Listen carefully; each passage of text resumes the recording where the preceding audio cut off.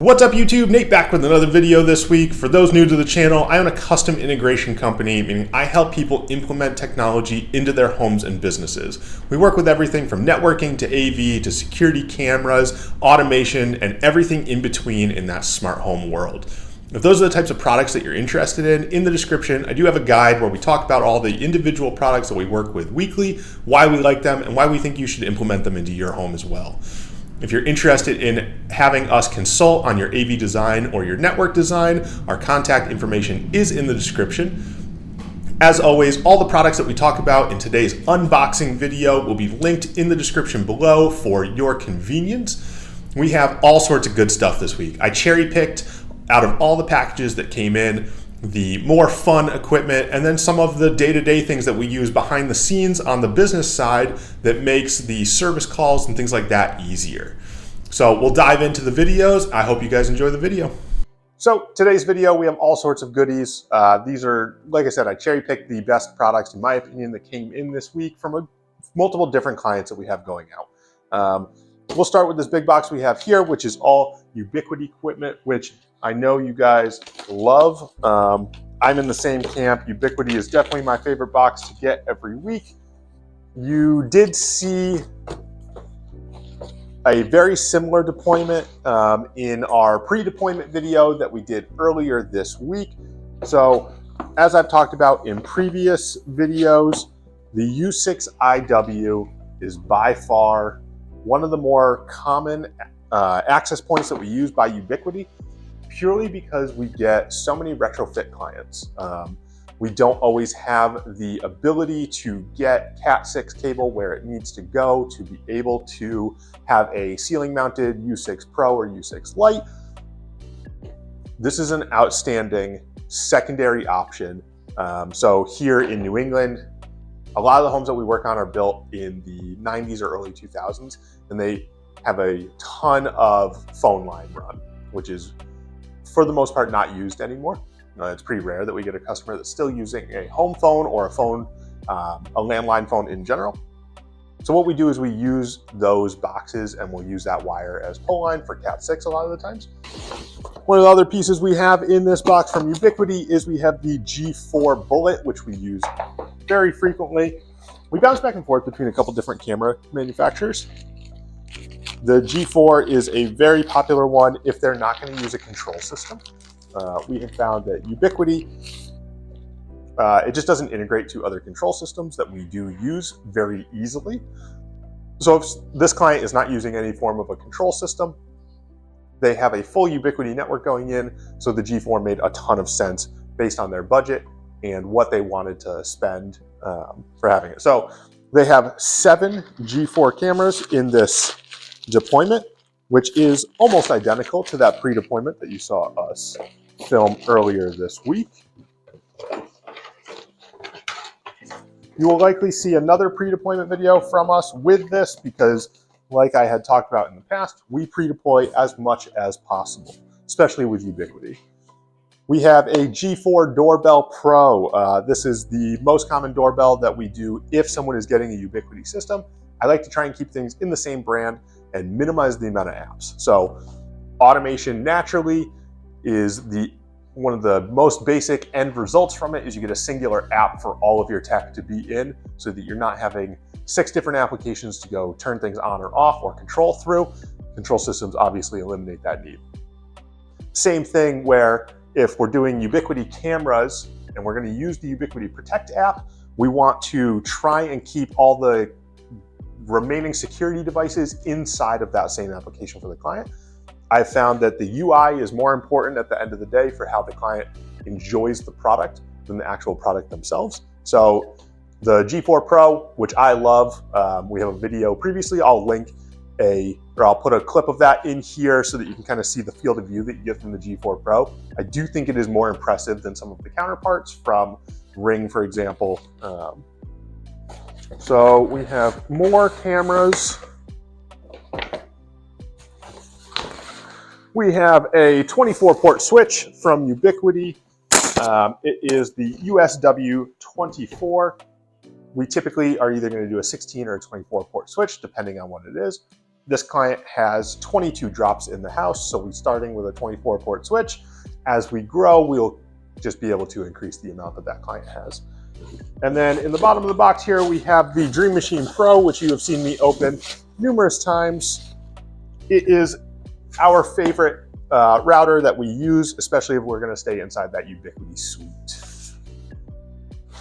So next box that we have, let's see, we have from Josh AI, which is one of the control systems we use. We like to use this in single room applications. It has a, like I mentioned in the previous box, the UI is, in my opinion, one of the most important pieces.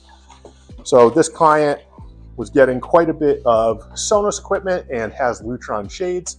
Doesn't have a ton of other products that they were looking to control, but wanted a singular app. So we use the Josh AI Micro.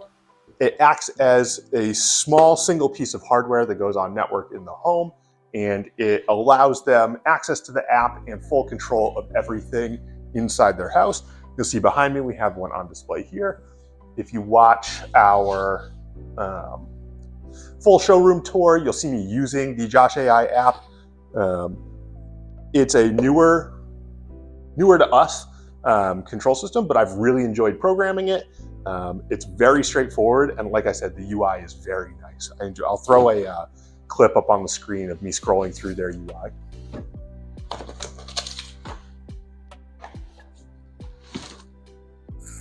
Let's see what else we got. So another client that we have going out is we have some distributed audio. Typically in this scenario, we're powering everything with Sonos amps so that it ties in with the additional Sonos speakers that are going to be in the home. So this is going, there's 6 of these speakers going. I just pulled out one for the unboxing portion of it. Episode is a dealer only brand, but for the price point and the value you get out of it, the Signature series does a very good job. They have fully magnetic grills, like most in-ceiling speakers that you're going to see.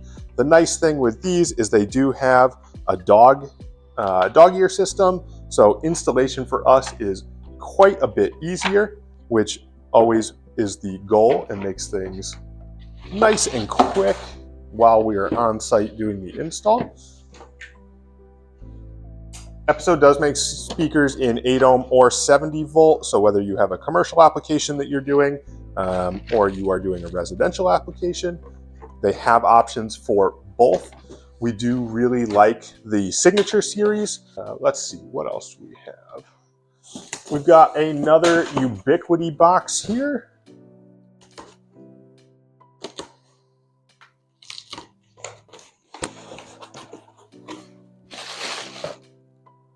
So we have a 16 port PoE light switch from Ubiquiti. This client had no need, they already had their own equipment. I believe they have Eero throughout the house, so they have a mesh network. It wasn't cost effective enough for them to rewire for hardwired access points, but they do have quite a bit of product already on a switch in the basement that had died, which is why we got the call. So their switch went bad. A bunch of the cameras that they have on the exterior of the house were no longer working. We are upgrading, I want to say he had a TP-Link switch previously. We are upgrading him to a Ubiquiti light switch. That video will actually, we're doing that install this week, so hopefully that video will be out by the end of the week. It should be a great before and after. Currently, there is no network rack of any sort, and it's just cables everywhere, so it should make a really good before and after for you guys. All right, so next product that we have up for the unboxing, let's see.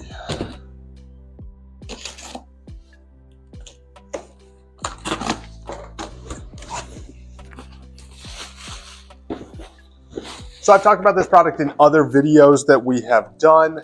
It is one of our favorites. It's a very frequent product that we do. It is a power relocation kit for TVs. Depending on your area, check the code of what you can do and what you can't. This is fine where we are, and it works very well. So basically all this does is it adds a box behind. So in a scenario where we're not doing a back box, This adds a small little outlet behind the TV, as well as raceway in the wall cavity for any HDMIs or optical audio or anything like that that you're running. Gives you a very nice clean look, especially with TVs that are not Samsung frames. Obviously, I've talked about it in the past. Samsung frame, you need to use a 17-inch back box if it is above a 43-inch Samsung frame. This is the alternative when you don't have a one connect box, for example. So if you're using Sony or you're using an LG TV or honestly any other brand besides Samsung, this is what we use. As always, I'll link it below. This is a popular one. Next we have, I did already open this, but I wanted to show them. I talked about them in a previous video. These are some of the bulk items that we keep in stock in the garage. If you've seen in a past video, our garage is where we keep everything on shelving so that we can go in and grab it before the day, and it's what we keep our van stocked with. This is like the #1 thing that we use. Yeah, it's top 5 for sure. This is a single gang low voltage mounting bracket box. They're post-construction, so they have 2 dogs on them, allowing you to not have to go up against a stud. So what this does, you put the screw in and you tighten it down, and this will suck it up against the drywall or the plaster, whatever you're working with in your house. We use these constantly, so if you are looking to put in Cat 6 drops in your house, or even when you're doing power relocation kit, whatever it is, this gives you something to screw that faceplate to, or your keystone plate, whatever it is. These are great. And another thing is just patch cables. We buy a ton of patch cables. We buy them in varying lengths. I buy them through Monoprice. Typically, these, I want to say, are 5-foot cables. Our typical is we do the slim line Monoprice Cat 6 patch cables that are the 0.5, so 6-inch cables for all of our patching on the actual rack. But that's not all we do. We don't always get to work with like a nice big rack and have get to play with all the toys and do this stuff. So we do the slim ones for rack building. We have 3-foot, 5-foot, and then we order 10-foot patch cables that we have at all times, and we have a mixture of them. We typically keep, I want to say 10 of each at a minimum. I would have to check with Pat, who you've seen in other videos, what the actual limit is before we start ordering more. We've really been working on that. That's a piece that we've been trying really hard to streamline for ourselves. So those of you who've been following along, the business is fairly new. We're just over 1.5 years now. We go through a lot of product. There's tons of trial and error. Business is hard. Like you make mistakes and you learn, and that's how you grow. But one of the things that we constantly were running into is we just didn't have what we needed. So I bit the bullet. I bought a bunch of inventory of what we consider disposable inventory, is what those products are. Anything that you see here, I run a no stock model. So clients, when we give them a proposal, which you've seen in other videos, we go through, once they've accepted the proposal and signed for it, we take a deposit for all product and then we order it. And then they typically pay the remaining balance, which is labor and maybe miscellaneous, at the end after install. But having disposable inventory on stock, so patch cables, keystones, plates, power strips, low voltage boxes, all those types of things, we just had to have zip ties, Velcro. We needed it in bulk and we needed it to not run out frequently. So we keep the van stocked, we keep my truck stocked, and we always have extras in the garage. Now what we've been working on is having a limit, like a threshold. So once a week we go and check. If something is below, we place an order. That way we never run out. So a lot of the times when people have records, they've made a big resurgence recently. Victrola makes a record player that ties directly into your Sonos ecosystem. That is also possible, and you don't have to use that. But in their scenario, they have an older record player which needed a preamp. So basically all a preamp is doing is just amplifying the signal coming out of the record player, going from line in to phono in, and then line out So the way that we're doing this setup is, so this is a Pluto preamp. So we're gonna go record player, line out through RCA to the preamp, and then line out RCA to a Type-C into a Sonos Era 300. This is going to give them incredible sound, which is what they were looking for, and also allows them to tie it in to their Sonos system. So that customer has a standard record player. This could be accomplished a bunch of different ways also. You could use a Sonos port onto a receiver. You could do an amp into bookshelf speakers. You don't necessarily have to use a Sonos speaker, but so this customer has a Sonos Arc, a Sonos full-size sub, and then we're adding an Era 300 in coupling with a preamp to their record player. So now the combination of all that, they'll be able to play a record into their Sonos system and group that with the existing speakers in the home. They'll be able to play a CD through the Blu-ray player and also group that with the existing speakers of the home. And they get to use the TV audio if they're watching a movie and get that nice surround as well. So Sonos is very versatile. It's why we like them. It's why we use a lot of it. Let's see. So I believe this is what is going with that same customer. Sonos has we order a lot of Sonos, so I do just know their box right off the top. So this is their speaker for that exact setup, which is the Sonos Era 300. If you haven't listened to the Era 300 and you like Sonos and you've been kind of like back and forth and you don't know if the price tag is worth it, this thing's awesome. They're incredible. They put out a ton of audio. They fill the room very well. We've actually done 2 clients now where we've done, instead of Era 100s or the old 1SL as the 2 rear channels in a 5.1, we're using the Era 300s, and the difference is incredible. And then when you do the room correction with it, it's hard to beat. I mean, like, and I say it frequently, and lots of home theater people on the internet will disagree, and they're not wrong. We go with a much more user-friendly approach to home theater.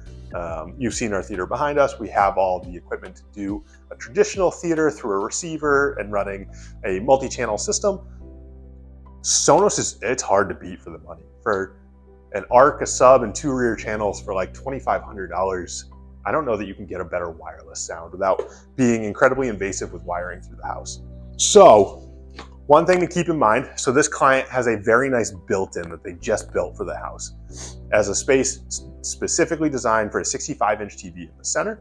Right now they have the TV sitting on the feet of the TV, not mounted to the wall or anything. They have a old sound bar sitting, I mean, the thing's enormous, sitting in this piece, and they have a left and a right. So the sound bar is acting only as the center channel, and then they have a left and a right. This will look significantly better with the TV mounted on an articulating mount, set inside that built-in. And then the big piece to that is, okay, you have it on an articulating mount, but what do you do with the sound bar? Obviously the sound bar is not going to articulate. We use the Sonos mount. So Sonos makes a TV mount that articulates, and to go with it, they make a soundbar mount directly for the Sonos Arc. So it's designed for it. It fits great. It mounts directly to the articulating mount, and it makes the soundbar obviously move with the TV, which is important. The biggest thing is it just makes it look great and it makes it look clean. If you do Sonos makes their own mount for the Arc, but what we've found is it's really hard to hide that wire, the power cable, the HDMI, everything like that behind that. Whereas this sucks this directly up to the TV. It looks better. It looks very clean. I am a big fan of it. For people want to know the code of this, it is the WSSATM1B2. It comes in black, and I want to say it comes in white as well. And the last box we have here is going in a rack. I'll bring it out to the garage after and show you the rack that we're doing for them.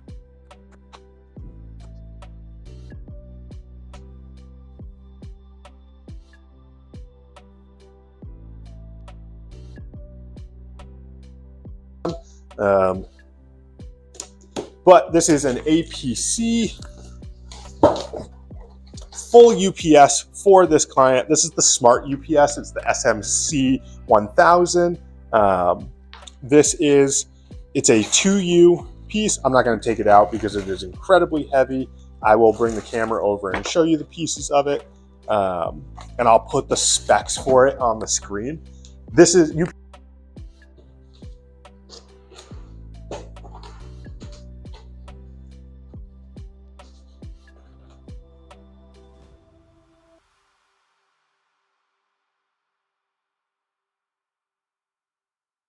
UPS, or if we're doing a UPS for the client, APC is our typical go-to. It's a well-known, trusted brand, and it will tie in with everything else in the rack, which is the nice piece to it. But those of you who have played with UPSs know they're super heavy. They go on the bottom of the rack. They're just a battery backup. It facilitates safe shutdown on all your equipment in the event of a power outage. This client has quite a few servers that they'll be running in their home as well, which is why we went with a larger UPS to work in conjunction with the UPS he already has, which is something that we come into frequently. Clients have equipment of their own and they want us to, we don't force you to buy our equipment. We go in and install other people's equipment all the time. So our clients are typically somewhat techy, or they enjoy technology if they're coming to us to put this type of stuff in. So this client already had quite a bit of equipment. And to be honest, it was a really fun client to work with because we got to nerd out a little bit about the different types of products.